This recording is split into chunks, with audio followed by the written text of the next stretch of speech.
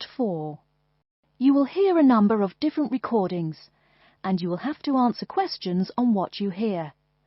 There will be time for you to read the instructions and questions, and you will have a chance to check your work. All the recordings will be played once only. The test is in 4 sections. At the end of the test, you will be given 10 minutes to transfer your answers to an answer sheet. Now turn to Section 1. Section 1. You will hear a conversation between a staff member from Gaia's Guardians and a man who wants to do something to protect the environment. First, you have some time to look at questions 1 to 5.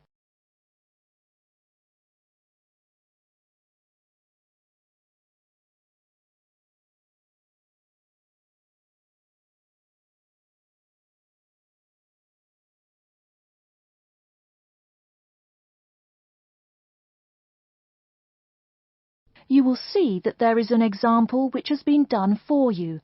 On this occasion only, the conversation relating to this will be played first. Hello, how may I help you? Well, I've been seeing these yellow boxes in front of a lot of houses in my neighborhood. Just wondered what they were for. I noticed your phone number on all of them, so I called. Could you tell me about your business? We do recycling, but we're not a business. Gaia's Guardians is a non-profit group. We encourage recycling as a way of protecting the environment. The woman says that they encourage recycling as a way of protecting the environment. So, recycling has been written in the space. Now we shall begin. You should answer the questions as you listen, because you will not hear the recording a second time. Listen carefully and answer questions 1 to 5. Hello, how may I help you? Well, I've been seeing these yellow boxes in front of a lot of houses in my neighborhood. Just wondered what they were for. I noticed your phone number on all of them, so I called. Could you tell me about your business? We do recycling, but we're not a business. Gaia's Guardians is a non-profit group. We encourage recycling as a way of protecting the environment. I don't know. I mean, it is a good idea, but I really don't read the newspaper every day or anything. And we don't come collect newspapers every day. In fact, we only do pickups every other week. Oh, well, then maybe I could help. I mean, in my neighborhood there's too much rubbish lying around everywhere. I'd like to help out, I guess. That's great, sir. You're doing the right thing. Okay, I need to get your contact information. What's your name, please? Peter Wisrow. Peter, how do you spell your last name? W-I-S-R-O-W? No, actually, it's W-I-S-R-O-U-G-H. Oh, I'm sorry. I'm a terrible speller. You're a good speller. It's just that my family are terrible pronouncers. You're quite a card, Peter. Okay, now what's your address? Number 168 Bridge Road. That's here in London. How about if I have any questions? I'm sending you a copy of our booklet too. The booklet has our phone number and our email address, helpline@blackcat.com. That's HELPLINE at BLACKCAT.com. But I nearly forgot to ask, what's your postcode? BS97PU. PS97BU? No, that's B as in boy, S97P as in Peter, U. Before you hear the rest of the conversation, you have some time to look at questions 6 to 10.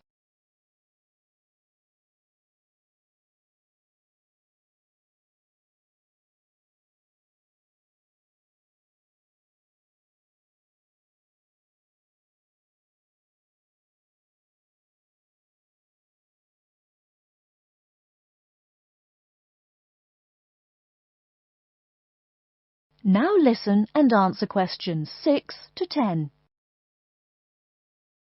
So I'm guessing those yellow boxes I saw are for recycled newspapers. Yes, that is correct, and it's free of charge.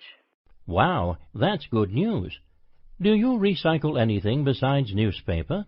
Oh yes, we recycle most everything. Glass, plastic, paper. Oh, so I can put like glass and plastic bottles in the box. Sorry again. Things like that you have to bring to our collection centre. And where is that? Our main centre isn't that far from you. It's actually right on the east side of Central Park. That new blue building? That's the one. Cool. Hey, what's with all those different colored boxes outside that place? Oh, that's for the different materials we recycle. The blue is for metal, the green is for glass and plastics, and the yellow, of course, is for paper. Okay. I'll try and manage to keep all that straight. Oh, no need. They're each labelled. Great. So which one would I put magazines in? Actually, they don't go in any of the bins. Unfortunately, magazines can't be recycled because of the material they're made of. It's such a waste. So, would you be interested in volunteering? I'll think about it. Could you send me some more info? Absolutely. Along with the newspaper box, I'll be sending you our booklet, Savvy. That is SAVVY. It tells you about what you can do to protect the environment in your daily life. Plus, it lists things you can do as a volunteer with our group. Hey, that's cool. Thanks. My pleasure. Do you have any other questions or concerns? Nope, that's it. That is the end of Section 1. You now have half a minute to check your answers.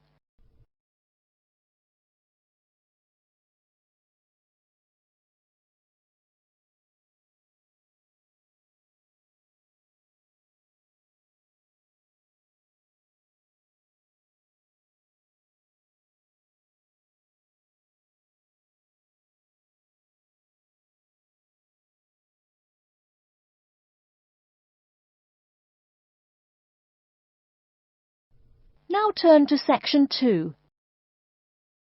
Section 2. You'll hear an introduction about how to make a resume and apply for a job. First, you have some time to look at questions 11 to 17.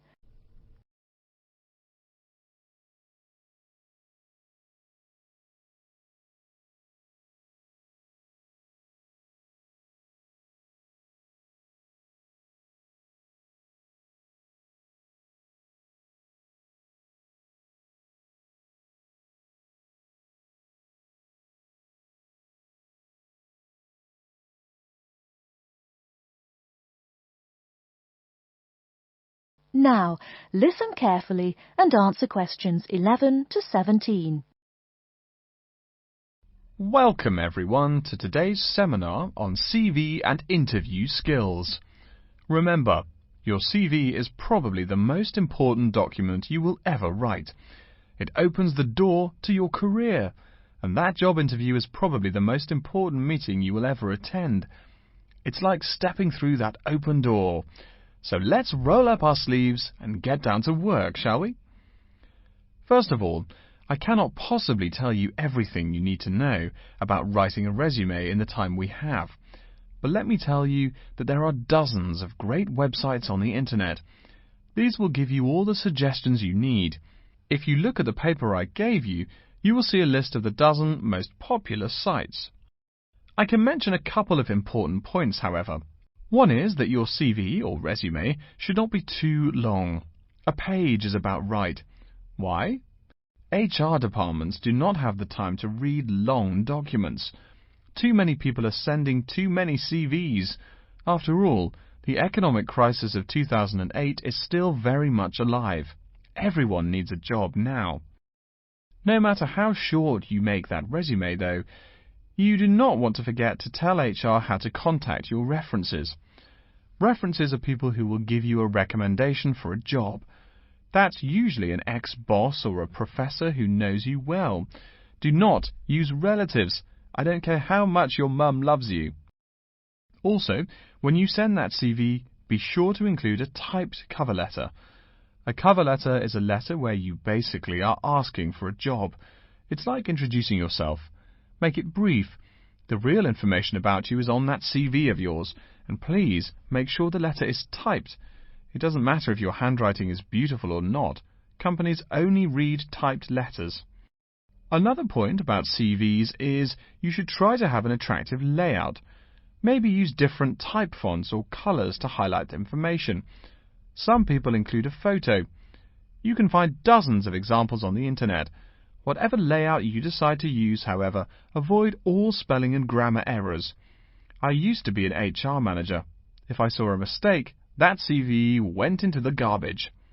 Something you write in a CV is a description of your skills and experiences in an interesting way.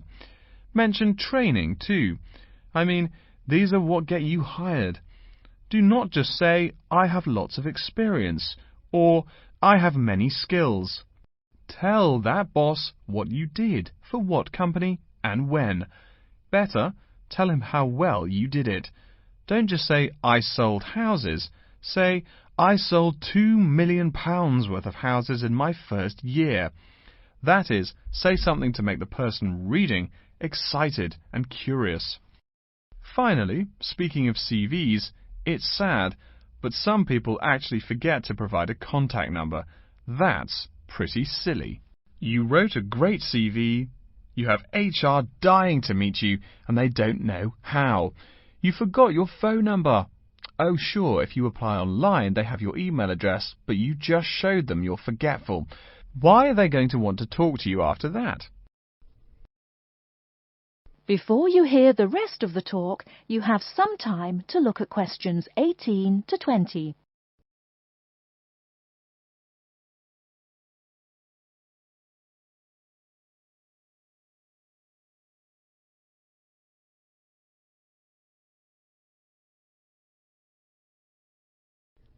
Now listen and answer questions 18 to 20.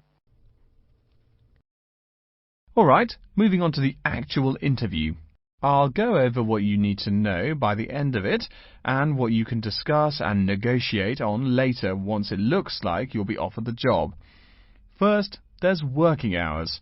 It's not that necessary to hammer out the hours off the bat, especially since it's easy to come off as lazy when the first thing you bring up is how much you're going to have to work. You can also find out more about possible promotions later on. It is important, however, to get a feel for how much you'll be paid.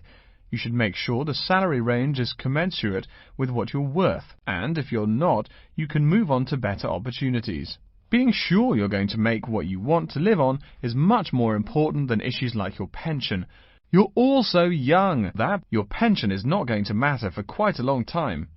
You should find out about what skills you must know for the job and what they'll teach you. In addition, if the company will provide training, you should find out how long the training period is and whether it is paid. Beware of any jobs that want you to train for a long time without appropriate compensation. Speaking of compensation, find out about holidays as well. Do you get paid vacation time? Are you allowed to take personal days? Do you have to work on national holidays? Once you work out these main issues, you can move on later to details like the location and expected attire and whatnot. Wow, that's a lot of information. Let's take a break so you can think everything over and ask any questions you may have. Don't hesitate to come and see me if you need any clarification on all this stuff. That is the end of section 2. You now have half a minute to check your answers.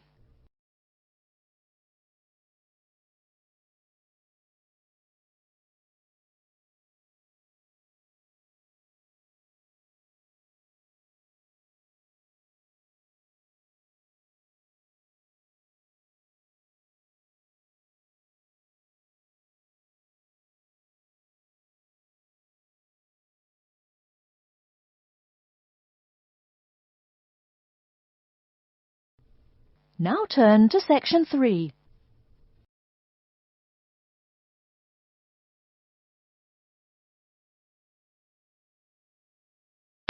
Section 3. You will hear a man called Frank talking to Dr. Lindsay about what he should study if and when he returns for further classes. First, you have some time to look at questions 21 to 25.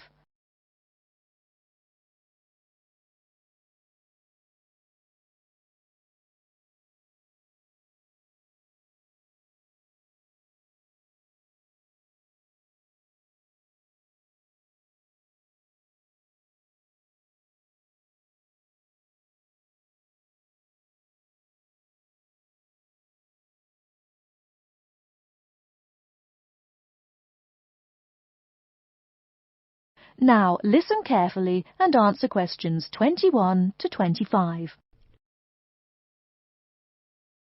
Hello, are you Dr. Lindsay, the returning student's advisor? Yes, that's right. Are you Frank? Your appointment wasn't until 2, but that's okay. Please come in and have a seat. Thanks. I like to arrive early whenever I have anything to do. That's certainly a praiseworthy habit. Let me see. It looks like you've taken a long break from school, and I understand you wanted to have a chat about what you should study if and when you return for further classes. It's such a big challenge. I don't know if I'm crazy for doing this or not. Believe it or not, I know exactly what you mean. Before I began working here at the university, I taught primary school for nearly 10 years. It takes a lot of courage to go back to school. I feel more shy and scared than the primary students I teach. In the schools I taught, I found today's youngsters are very sure of themselves. In terms of intelligence, I have a lot to teach them, and the maturity level of much of my class leaves something to be desired. But in terms of confidence, wow, a lot more confident than I am now, that's for sure. Stop fretting. A brave man is a coward who refuses to run.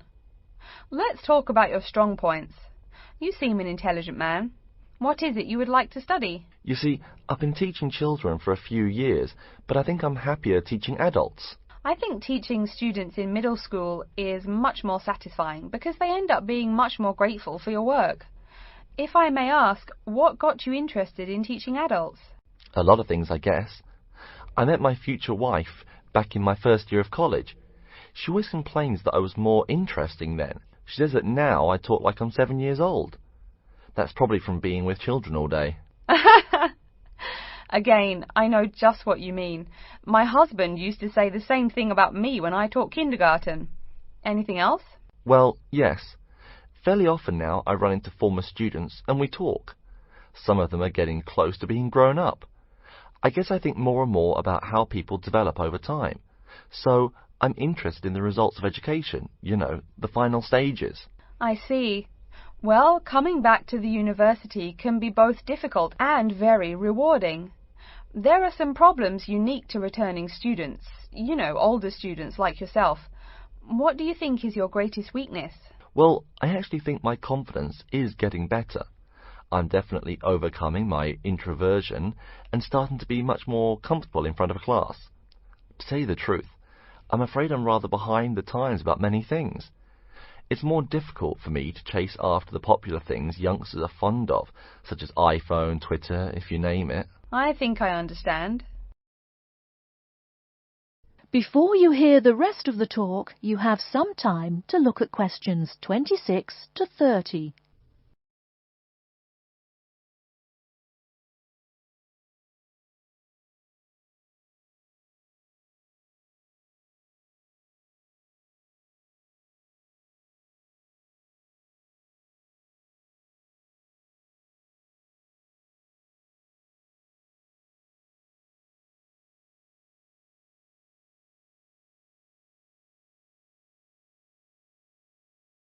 Now listen and answer questions 26 to 30.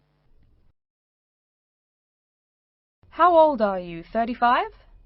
People at your age still go back to school for further education. I was a bit the same way. I mean, I didn't study at university till after I had a family, a husband and one child. My point of view was a lot different from your average 18-year-old girls, I can tell you. Gee, that sounds pretty rough. A family and college?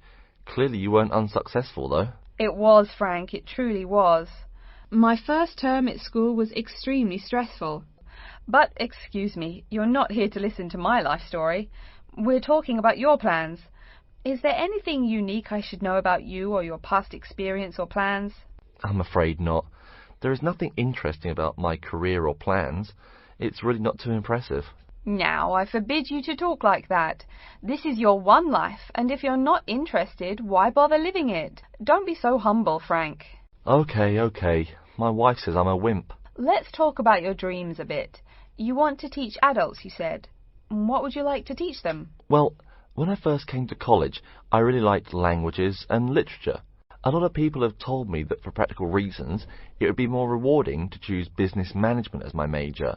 But I made up my mind to study liberal arts once I got the idea of going back to school. I must say it's refreshing to meet someone who knows there's more to an education than computers and finance.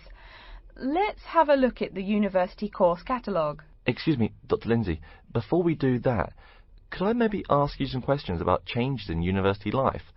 I think I need to discuss that so I know what to expect. Of course, I'm here to help you. The biggest thing to get used to is the change in technology. Professors present things on huge screens, many of which are interactive computerized whiteboards. You can write on them still and use them like a touchscreen. They're really handy. No more sloppy scribbled notes on the projector. Let's see, I doubt you'll be living in student housing, so I won't go into all the improvements there. Another major change that you'll enjoy is the plethora of resources available for students. As a student, you have 24-hour access to the gym and library privileges that include the use of school computers to scan, copy and print. And of course the media library, which contains movies from all genres, and most of the movies listed on AFI's top 100 movies of all time. The dining facilities are also not what they used to be. They offer choices for all diets, and you can expect a hot meal any time of day. Wow, things really have changed. I'll be sure to utilize all those great facilities in my time here. Thanks for all your help, Dr. Lindsay. I think that's all the questions I have for now. That is the end of section 3. You now have half a minute to check your answers.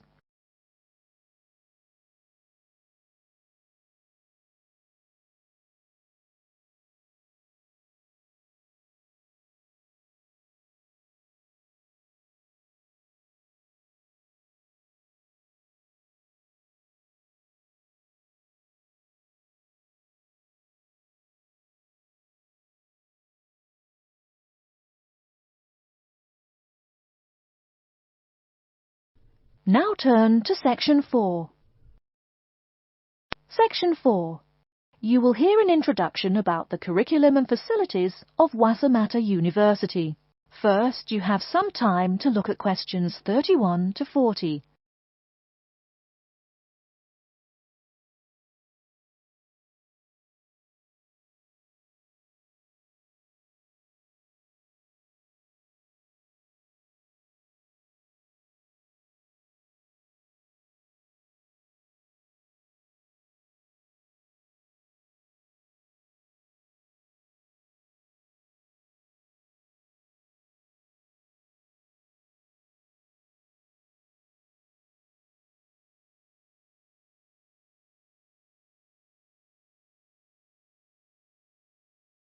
Now listen carefully and answer questions 31 to 40.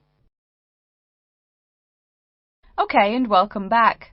During the short break we just took, several of you approached me with questions. So before going on with the orientation talk, I'd like to address those queries. As I found, if one person asks a question, probably a dozen others are wondering about the same thing. The first question is whether Wassamata University employs modules technology as an instruction method.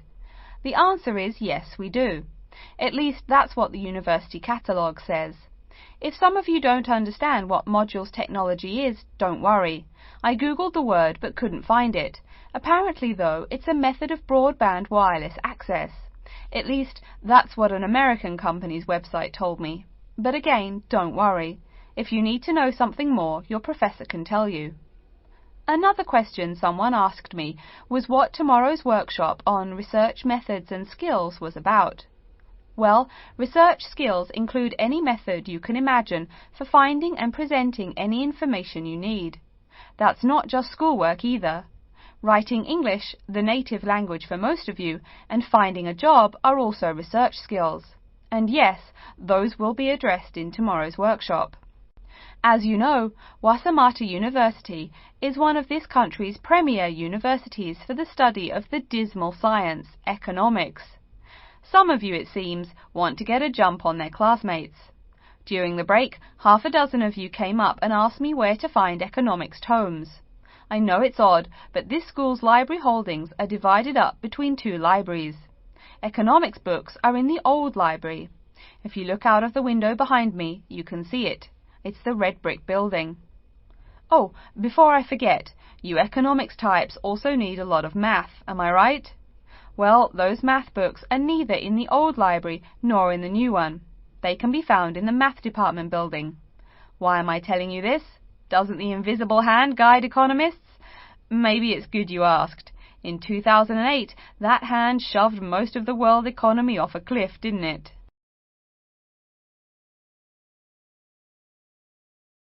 Now, I realize that most of you couldn't bring a computer printer or a photocopier from home.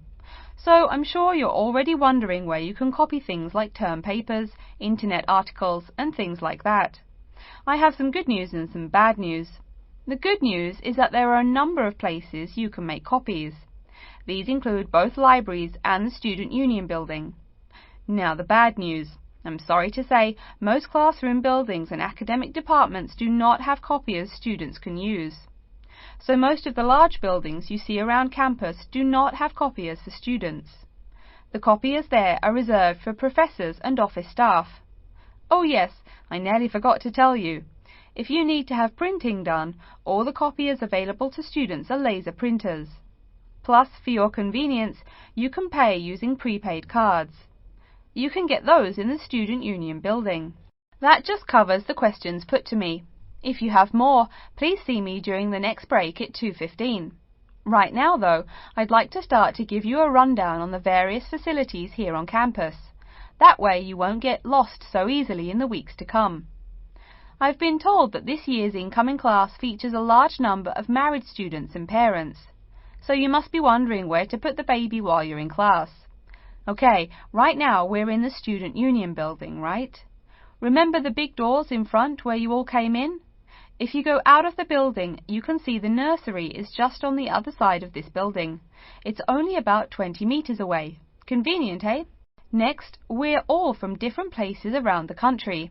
Some of you are from other countries. That means we're pretty likely to get sick during the first months of school as we expose each other to many new viruses.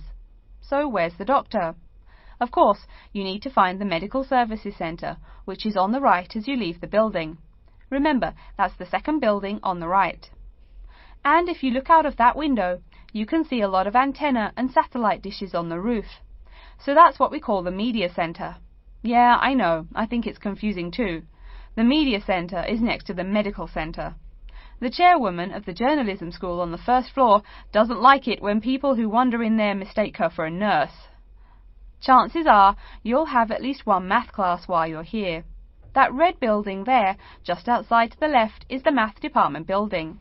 I know, it looks about as old as the subject of math, but I assure you that the inside is equipped with state-of-the-art classroom equipment, including interactive chalkboards and surround sound in every room. Oh, can you see the back building there? Yes, behind the Media Centre. Quite new, isn't it? That's the new library, just decorated. They're back to back, you might say. If you look just to the left of it at the lower, older-looking building, you'll find the old library. It's nice and quiet, perfect for those marathon study sessions during exam week. Since the weather is so nice, why don't we stop looking at our maps, but go for a walk around the campus? That is the end of Section 4. You now have half a minute to check your answers.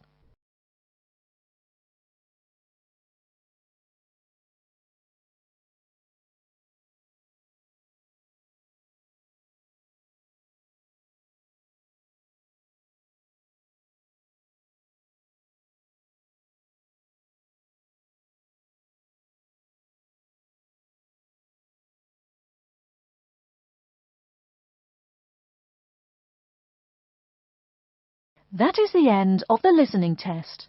In the Ielts test, you will now have 10 minutes to transfer your answers to an answer sheet.